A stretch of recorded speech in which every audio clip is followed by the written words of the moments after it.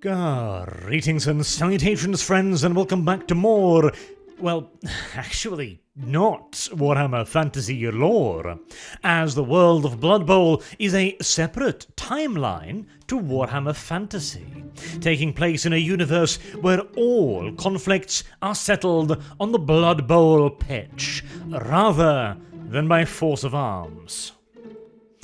In fact, the denizens of the Blood Bowl universe would find it excessively crude for nations to settle their differences with massed armies.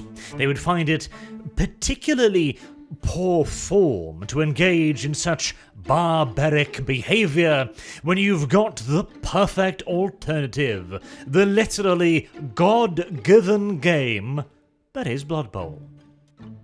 For you see, once upon a time, even the inhabitants of the BB were simple savages, brainless nincompoops in fact, that also settled their disagreements by smacking one another heavily over the head with a variety of blunt and occasionally sharpened objects, until, after a particularly ferocious battle between the dwarves and the orcs in the World's Edge Mountains, the violence of the conflict opened up a secret passage into the mountain. Both sides, intrigued by this sudden revelation, decided to follow it to the very first Blood Bowl arena. Now, of course, neither side at the time had the foggiest clue what the hell this was, but clearly it was something rather special. It was a sign from the ancestor gods, or Gork and Mork, depending upon which point of view you're currently taking, and the area contained a wide variety of interesting artifacts. It contained runic symbols, like numbers, for example, or particular and weird-looking sets of armor that certainly had protective capabilities, absolutely, but also came with things like mouth guards, and weirdly oversized shoulder pads. Even a weird little cup-shaped device that one of the dwarves theorized was supposed to be placed in one's pants. The orcs had no idea why the dwarves would do this, but the dwarves seemed quite determined that it was a fine and worthy idea to be adopted as widely and quickly as possible. And of course, this was but one of countless curiosities discovered by the two previously warring factions, as all animosity had seemingly been completely forgotten in the face of mystery mounting upon mystery, as the two sides grew completely engrossed in unraveling the secrets of this place. Unfortunately, such a feat seemed far beyond the mental capabilities of your average greenskin, whose brain matter is on average measured in picograms. And even for the dwarves, whose grey matter was a little bit more abundant, they were so hidebound by ancient tradition as to constantly simply try to enforce their own norms and ideals upon what they were seeing. Surely this was some sort of artifact of the ancestor gods, right? Except, of course, it wasn't, and it self-evidently was not so as well. The two sides, having come to the realization that neither could solve this mystery on their own, came together and formed an unusual alliance to venture forth into the world to find a scholar of significant repute to adequately illuminate the matter. The great quest of the Unholy Alliance took many decades, many centuries perhaps even, as the two looked high and they looked low, in search for a mind brilliant enough to fully fathom the wonders they had stumbled upon. Or it took mere minutes if you're listening to the orc version of the story, where they discovered a random dwarf sitting drunk in a hole somewhere, as dwarves are wont to do, of course.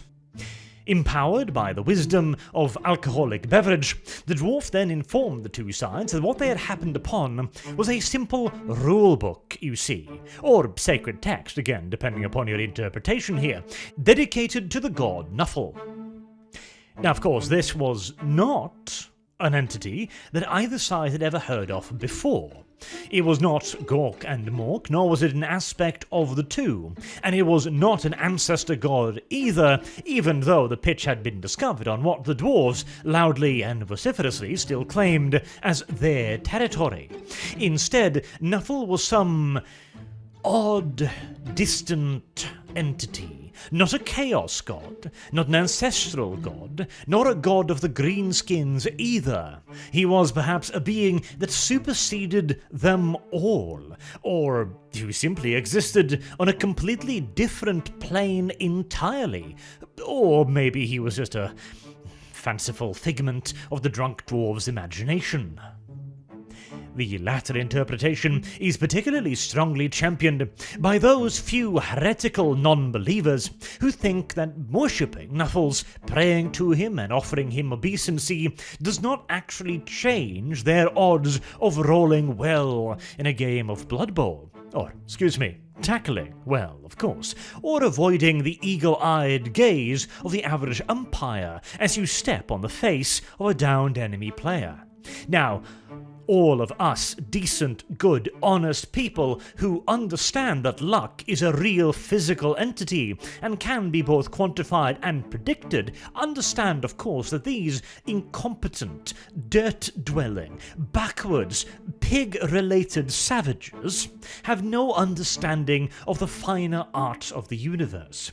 They are incapable of grasping the full cosmic wholesomeness of knowing for a fact that one model has a greater chance of rolling 6 than another because you gave it a name, because you touch its little nose before every single game, and because you rub its little fluff.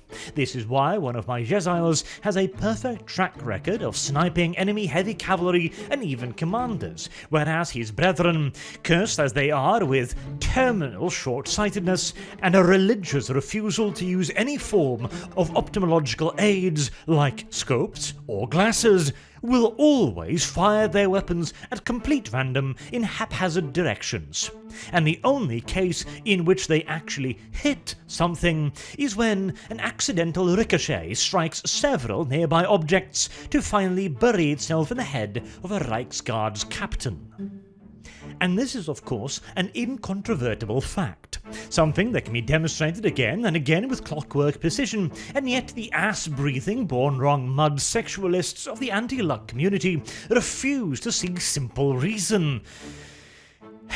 Oh well, let us not waste any more time on the lost and forgotten souls or the miserable mental cripples that infect our species rank like so much mould on French toast, and instead move on with the topic at hand, namely that Nuffle is indeed real.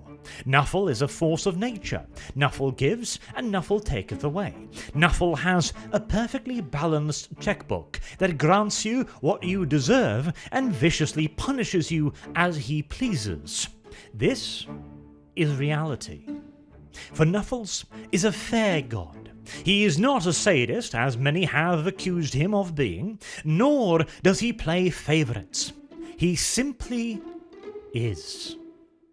And the sooner you can embrace this fact and understand that it is a part of a much greater plan, incomprehensible to mere mongoloid mortal minds, the sooner you will become truly happy, and not a rage-fueled potato in a fursuit, like my friend Aldog, who disavowed, disassociated, and dismissed the beautiful game after my Tomb King's undead skeleton rolled a 6 to throw a pass to my mummy, who rolled a 6 to catch the ball, and then rolled 2 6s in a row to dodge through half of his team and score the 2-1 touchdown on the last turn of the game. Perfectly balanced, as all things should be. But let us move away from the theological discussion around Nuffles and simply accept that Nuffles is. And Nuffles is demonstrably far more powerful than any other deity in the Warhammer, in the Blood Bowl universe. Caught myself the last second there. As of course, Nuffle's blessing is the only one that matters. Khorne has no influence on the Blood Bowl pitch. Neither does Nurgle, Sigmar, the Old Ones, or any other of the countless made-up fantasy fairy tales of the various civilizations. There is only Nuffle. But, As mentioned, the drunken dwarf then went on to explain that this was some sort of a game. Not a video game, tragically, but a game to be played in real life with other people, between 2 teams of 11 players.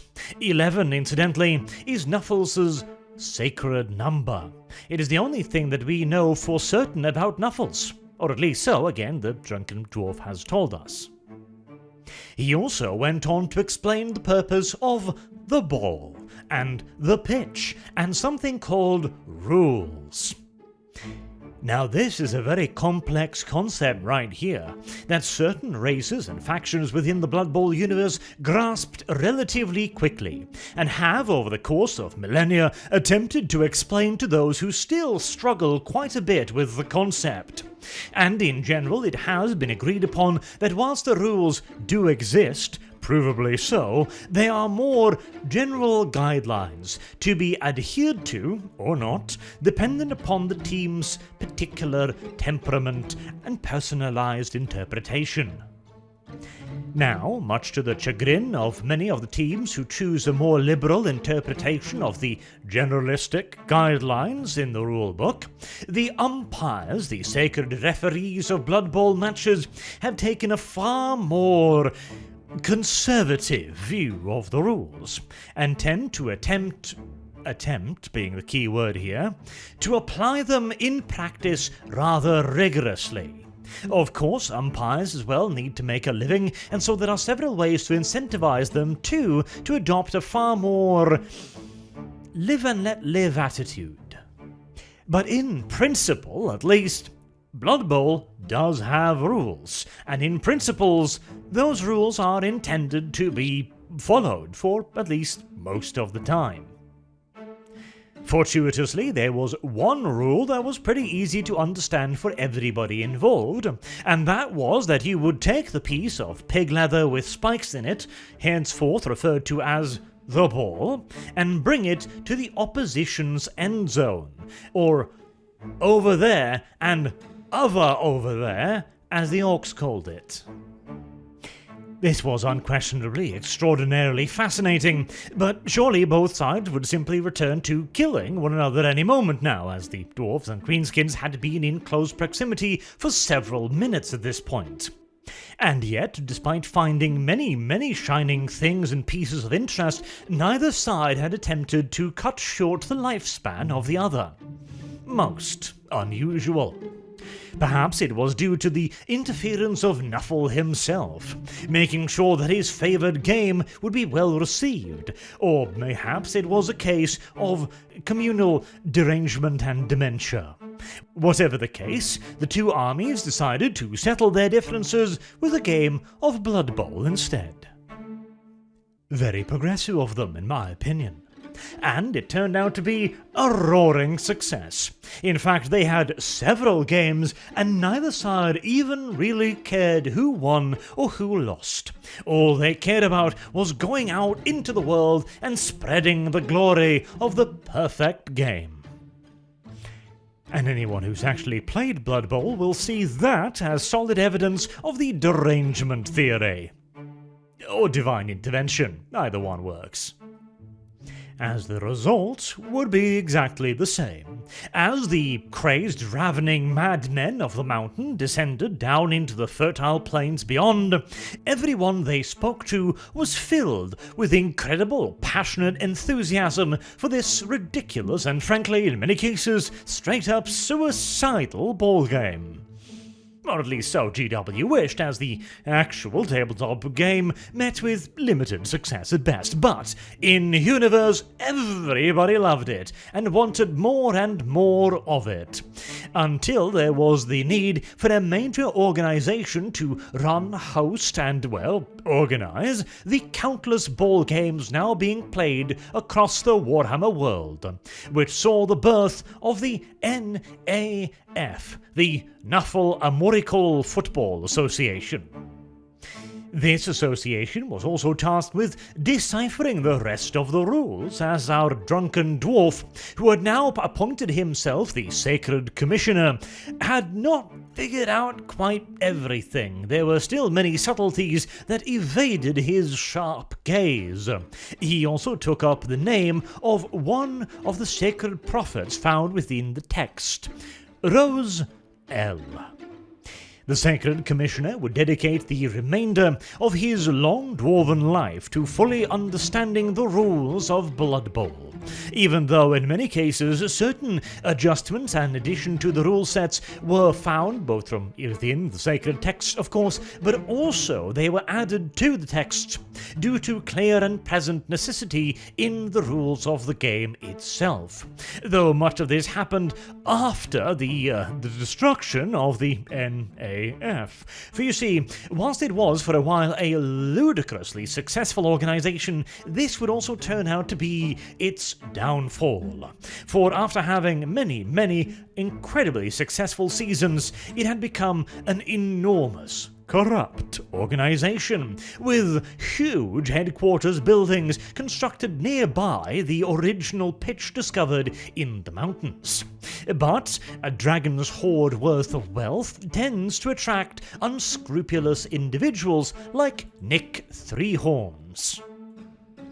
Old Nick's exact likeness and personal visage has long since been lost to history, which is very fortunate for him considering his many legal challenges. But he used to be, as mentioned, the Grand Sacred Commissioner of the NAF. He had a long and proud history of controversies associated with his name long before the moment where he truly took a step into the history books, for example via the introduction of the astrogranite pitch.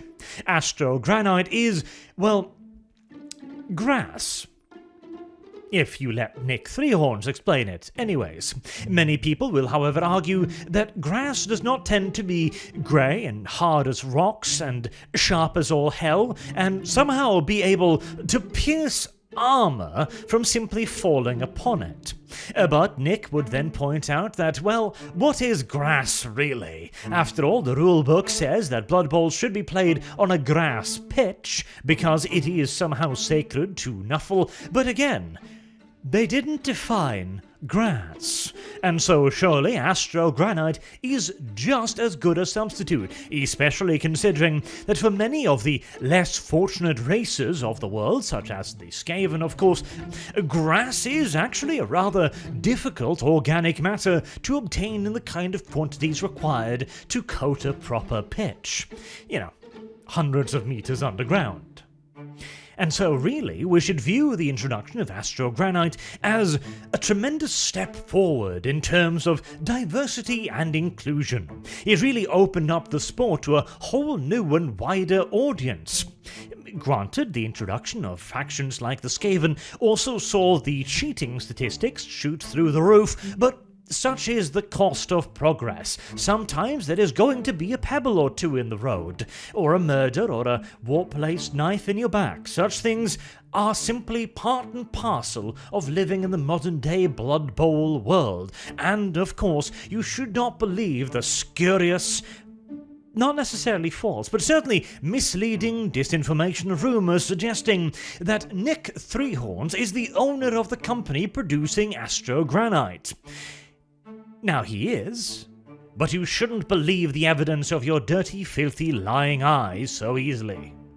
Especially when the rumours are concerning such a fine, stand-up individual as Nick Threehorns. He has the personal endorsement of the greatest Blood Bowl player of all times, Morgan Thorg, the mighty ogre, the only individual ever to have been introduced to the Blood Bowl Hall of Fame while still an active participant in the game, as previously it was a requirement the player must have survived must have retired from active sportsmanship before being introduced to this greatest of honours.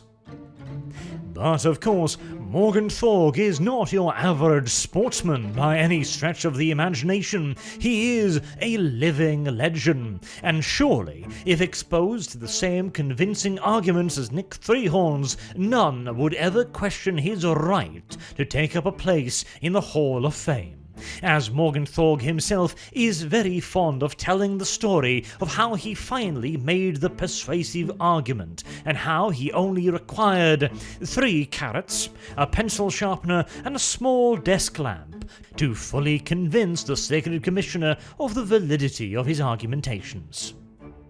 But whilst being supreme sacred uber commander of the NAF might sound like a dream job, where you get to be surrounded by the biggest stars in Blood Bowl and be exposed to their tremendous charm, charisma, and personal threat levels, it can become rather tiring.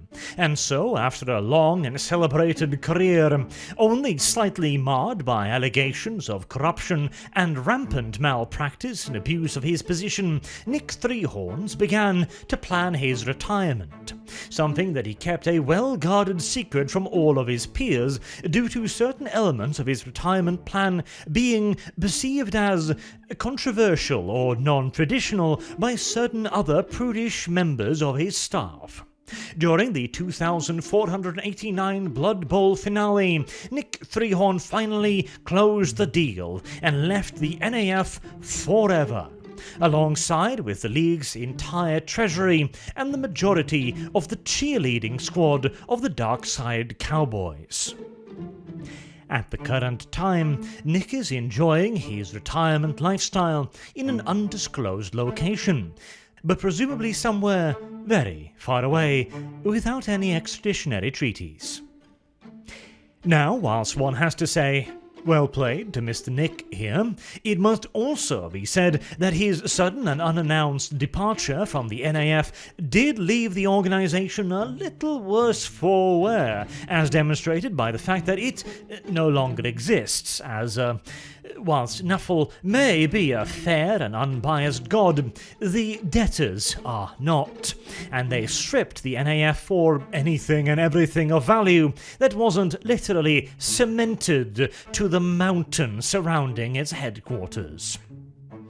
The abolishment of the only organisational entity with any kind of oversight into Blood Bowl led to a bit of a dark period for the sport, where the teams, well, they didn't really know what other teams were around. They didn't know what other teams to play against. They didn't know what they could possibly win by doing so, or what reason they even had to play the games, and they had no idea where their funding would come from either, as most of the teams had previously been paid for from the NAF's own pockets, which in turn earned money via sponsorships. What followed was a virtual Blood Bowl cataclysm, as a fully half of all the organised teams at the time, though organised is it is strong language for the type of teams that existed during that particular era, but nevertheless, many of them simply just disappeared as they no longer had the ability to pay their players, and their players were, well trained and armed to the teeth, and just like the debtors, were also willing to take what they were owed. And if they had to get physical about it, then frankly, so much the better. We should also point out that during this period, it was common for certain teams to have practically limitless player stables, with teams having potentially thousands of players, as the only criteria for playing for a team was to make it onto the pitch as one of the 11, which often saw the games begin with hordes of fans sprinting full pell-mell towards the pitch to be one of the 11. This uncivilized practice was eventually replaced by the Crush, which was a selection process where a very small door was set up next to the pitch, and the first 11 to make it through the very small door would then be the official team. This was then further refined in the future with actual team selections where you would have a set number of players and then you might have a set number of substitutes, although an actual limit to the number of substitutes themselves was first introduced in 2482 during a game between a halfling team known as the Greenfield Grasshuggers and a Norscan team by the name of the Asgard Ravens. This was one of the examples of Blood Bowl evolving as a sport, as after 734 casualties on the halfling side, the referees decided that they needed to introduce a limit as to how many substitutes a team could pull from their fans and throw onto the pitch. It was initially a very unpopular decision, as it severely reduced the audience engagement ratings. But eventually, the sensible nature of the rule change began to become apparent, as matches no longer lasted for literal hours as countless fresh replenishments were shoveled onto the field. However, rule refinements were of course rather pointless if nobody was playing any games. It was even more pointless if no one could actually afford to continue playing the games, as running a Blood Bowl team is far from cheap. You should see the doctor costs in the old world, for example. And so something had to be done, as Blood Bowl was still a tremendously popular sport, and there were ample sponsors more than willing to throw actual mountains of cash at anyone capable of running a tournament. Beguiled by the river of gold coins promised, NBC, the Necromancer's Broadcasting Circle, and Orchidas joined together in an alliance to create the first open tournament, the Chaos Cup Open Tournament. This was a tournament with minimum organisation, where there was no limits to the amount of teams that could participate. There were not a whole lot of rules as to how the teams were judged either, but supposedly points were awarded to each team depending upon their performance in any given game. And since the teams could not play any other team twice, there was a sort of pseudo-natural end to a tournament, although it still lasted for weeks and weeks and weeks and weeks and weeks, and whether or not the actual winner was ever truly found, considering the difficulties inherent in math in the Warhammer world, is a matter of considerable controversy and debate even to this day. But the sponsors and the audiences loved it. It was a tremendous smash success, to the point that today there are actually 4 major open tournaments. The original Chaos Cup, of course, then there is the Blood Bowl Championship, the Spike Magazine Trophy, and the Dungeon Bowl. These 4 major open tournaments are together referred to as the Majors, and are the biggest events of the entire year, and keeps running more or less continuously so as to make sure that everyone has something to do and something to watch at all times.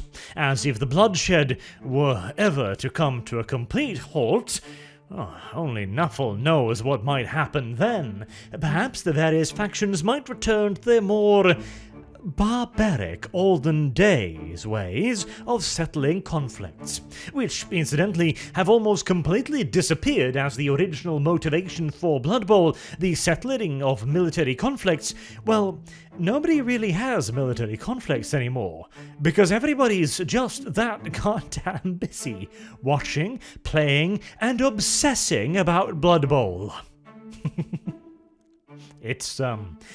It's a weird fantasy universe, and no mistake, but hey, it's certainly an interesting one as well, and a funny one too, I can't lie, in that old-school Warhammer style that took itself just seriously enough to not be ridiculous, as in to be ridiculed, and yet didn't take itself so seriously as to make itself, well, just stupid either. So hopefully all of that will have given you a bit more of an idea of what exactly Blood Bowl is, and why this absurd, ridiculous sport takes place in the Warhammer Fantasy Universe, or, well, an alternative Warhammer Fantasy Universe timeline. We're going full MCU multiverse on this one, bros, and it's a deep rabbit hole. Until next time, I've been Arch. Thank you all very much for listening, and I hope to see you all again soon. Until then, have a good day.